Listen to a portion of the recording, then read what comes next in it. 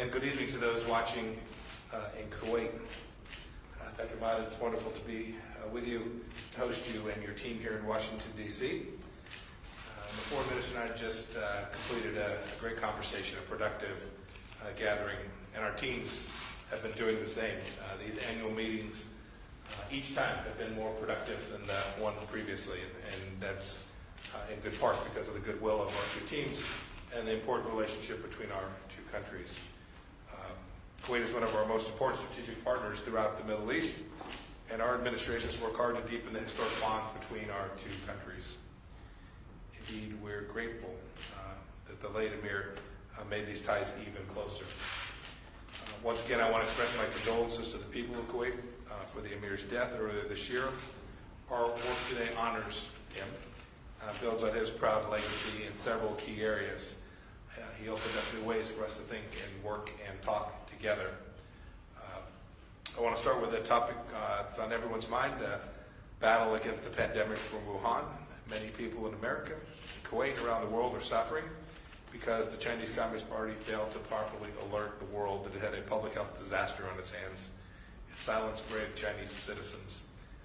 It's wonderful that the United States and Kuwait have been able to work together on our preparedness to make sure we are ready to tackle public health challenges alongside each other.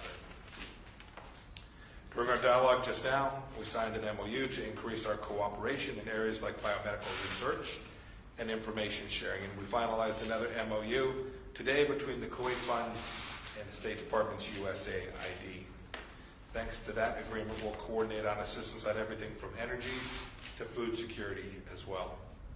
As two of the most generous donor nation countries in the world, the United States and Kuwait are proud to work together to help those in need and to save lives.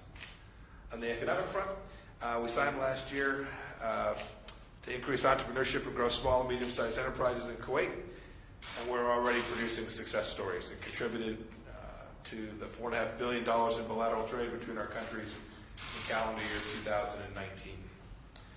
This pandemic has put a halt to a lot of the movement of goods and people, but I am confident. I'm confident that as we move forward, we'll soon see more trade, more investment, and students and business people traveling much more frequently between our two countries. Finally, to our strong security relationship. Next year is the 30th anniversary of Operation Desert Storm and the liberation of Kuwait from Saddam's bloody tyranny. 3 decades. American-Kuwait relationship has been built around security cooperation ever since that time. Today, Kuwait and Iraq collaborate closely to build ties to peace and prosperity, while Kuwait hosts thousands of United States troops who work closely with both militaries.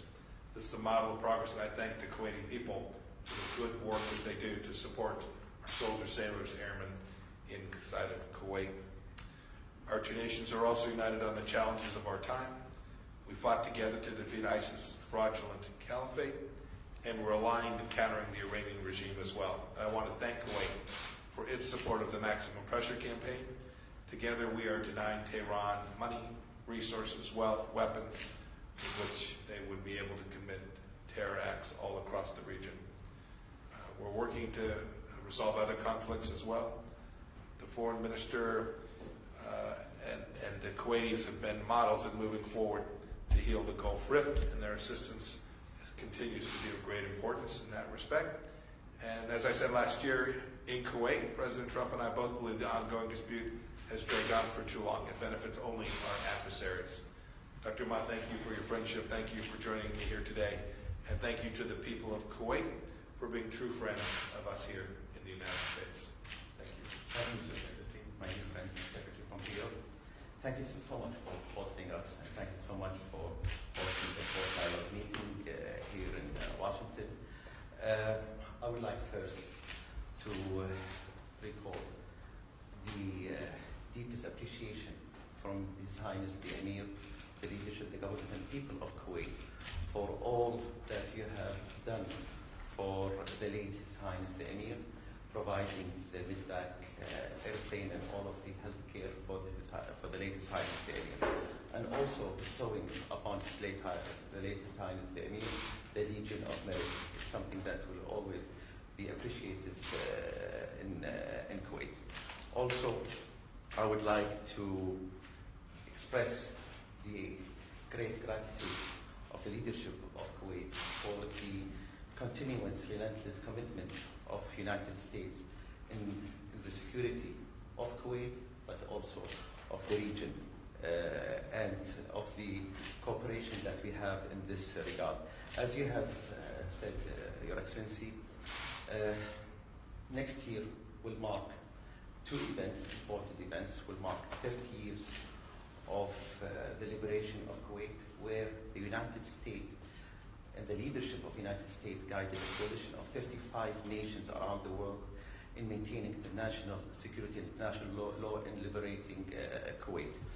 Also, it will mark 60 years of establishing diplomatic relationship with the United States, and we will work very hard for those two events to have its matter here in Washington, but also there in Kuwait.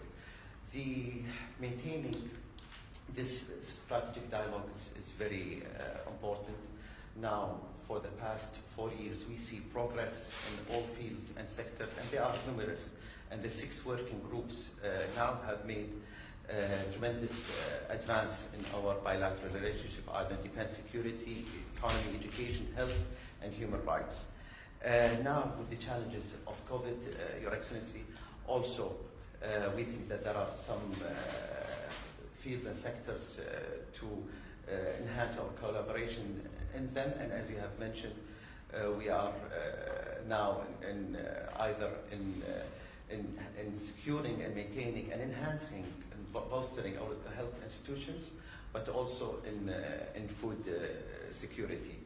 The relationship, the bilateral relationship, and since the creation of the 4th dialogue meeting, it has given us a clear caliber to gauge the advancement in our relationship. It has institutionalized our relationship, and for the past four years, for example, in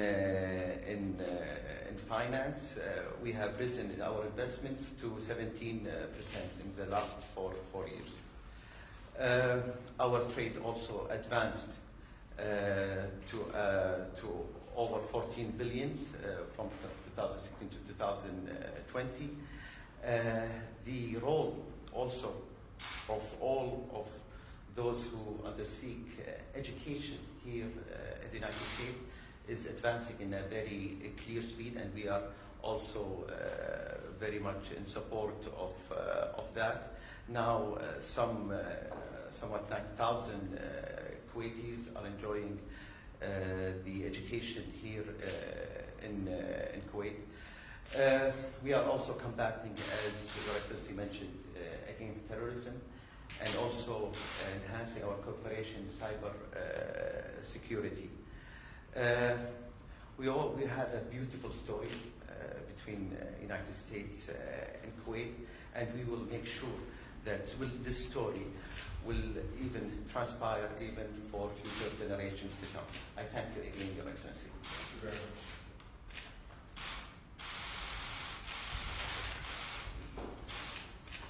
Mr. Secretary, any comments or advice for your successor?